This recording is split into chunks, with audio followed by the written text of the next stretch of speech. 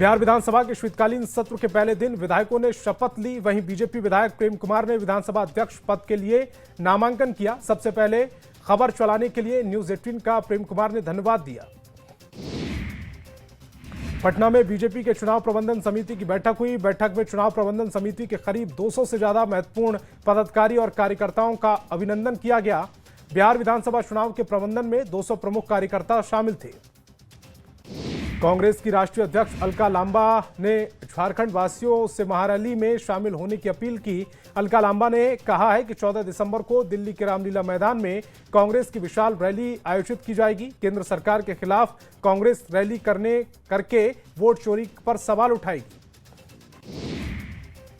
जामताड़ा के बाबूपुर में आत्मनिर्भर भारत संकल्प अभियान के तहत जन चौपाल का आयोजन किया गया, जिसमें बीजेपी प्रदेश अध्यक्ष और नेता प्रतिपक्ष बाबूलाल मरांडी और पूर्व सांसद सुनील सोरेन शामिल हुए।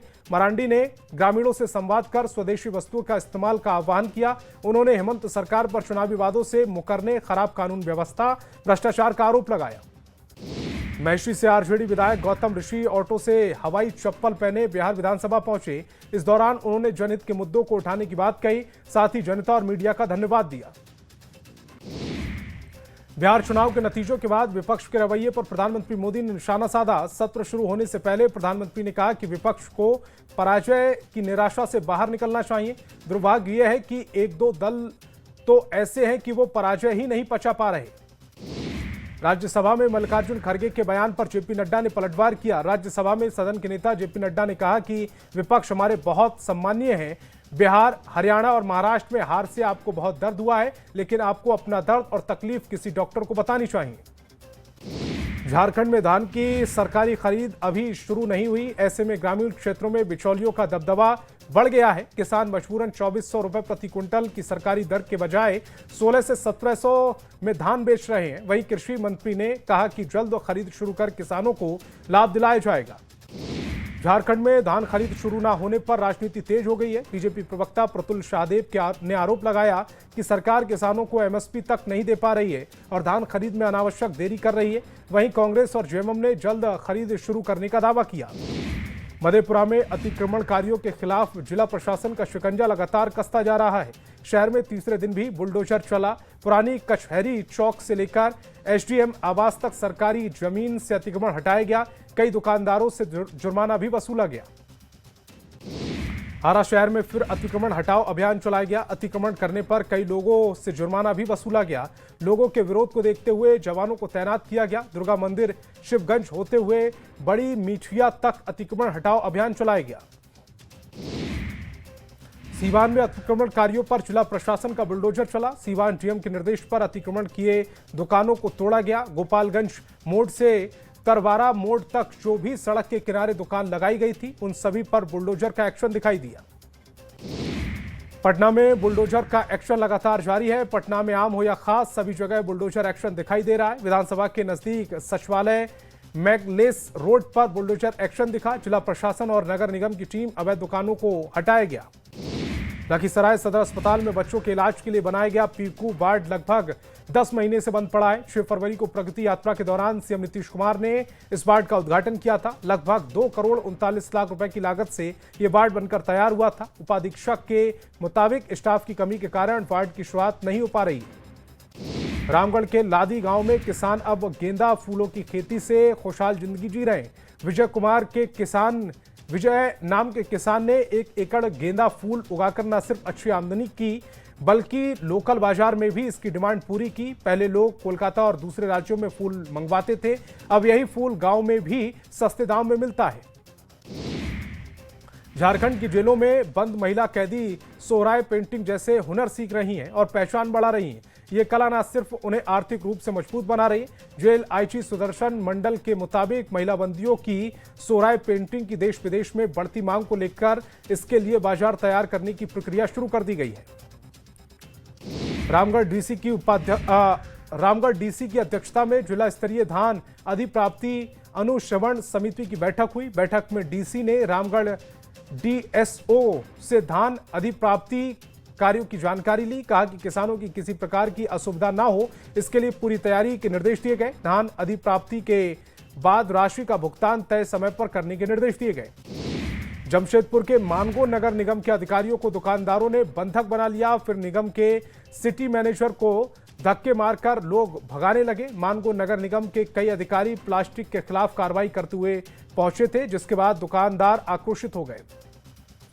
रामगढ़ के पतरातू औद्योगिक क्षेत्र में विस्थापित और प्रभावित रैयतों ने जेएमएम के नेतृत्व में सीमेंट प्लांट के सामने जोरदार प्रदर्शन किया। ग्रामीणों का कहना है कि औद्योगिक क्षेत्र में उनकी जमीन अधिग्रहित की गई, इसीलिए रोजगार में स्थानीय लोगों की प्राथमिकता मिलनी चाहिए। साथ ही उन्होंने प्लांट से होने वाले प्रदूषण पर रोक लगाने और पतरातू डैम तक रोजाना पानी का छिड़काव करने की मांग की। सुपौल में पीपरा नगर पंचायत में सैकड़ों लोगों ने भ्रष्टाचार के खिलाफ अपनी आवाज बुलंद की। लोगों ने योजना में भ्रष्टाचार के गंभीर आरोप लगाए। प्रदर्शनकारियों ने आरोप लगाया कि प्रधानमंत्री आवास योजना में लाभ दिलाने के बदले अधिकारी और कर्मियों द्वारा घूस मांगी गई।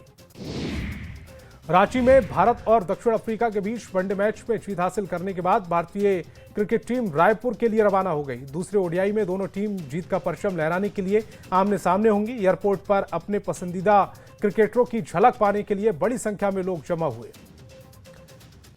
किशनगंज के ठाकुरगंज प्रखंड में स्कूली बच्चे चैंग नदी को पार कर स्कूल जाने के लिए मजबूर हैं। बच्चों को स्कूल जाने में काफी परेशानियों का सामना करना पड़ रहा है। बच्चे जान हथेली पर लेकर जाने के लिए मजबूर हैं। स्थानीय लोगों के मुताबिक वो लोग काफी समय से पुल की मांग कर रहे हैं, लेकिन अभी तक मांग पूरी नहीं हुई।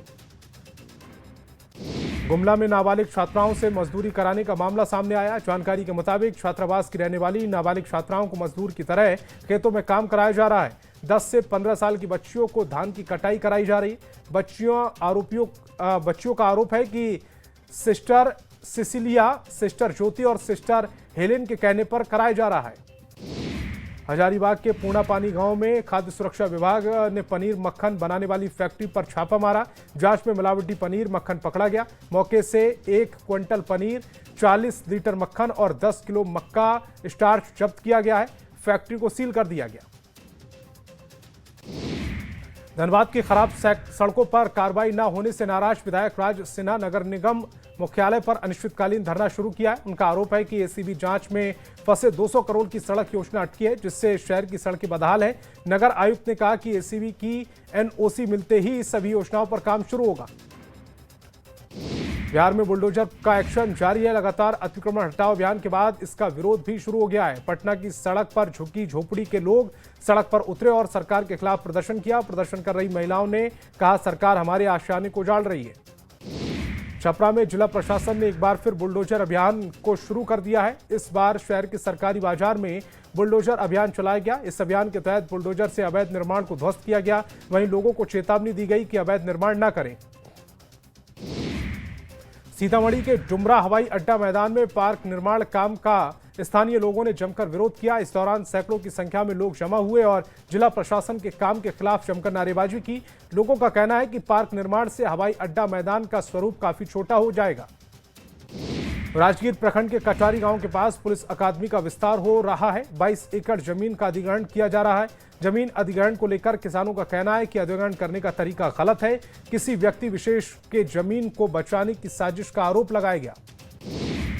जयपुर की पिंक सिटी की तर्ज पर बिहार के मधुबनी में कला ग्राम विकसित किया जाएगा, जहां सभी मकान एक जैसे नजर आएंगे। सभी घर पर मधुबनी पेंटिंग बनाई जाएगी और उनका नाम कलाग्राम रखा जाएगा। इसकी जिम्मेदारी बिहार म्यूजियम के महानिदेशक अंजलि कुमार को दी गई है। बोकारो एयरपोर्ट से उड़ान सेवा शुरू करने के लिए बोकारो स्टील ने अतिक्रमण हटाने की कार्रवाई पर राजनीति तेज हो गई। नेताओं ने लोगों को बसाए बिना अतिक्रमण हटाने का विरोध किया। बीजेपी जिलाध्यक्ष जयदेव राय और आरजेडी नेता अवधेश यादव ने इस पर आपत्ति जताई। वहीं स्थानीय लोगों ने कहा कि राजनीतिक दल विकास रोक रहे हैं।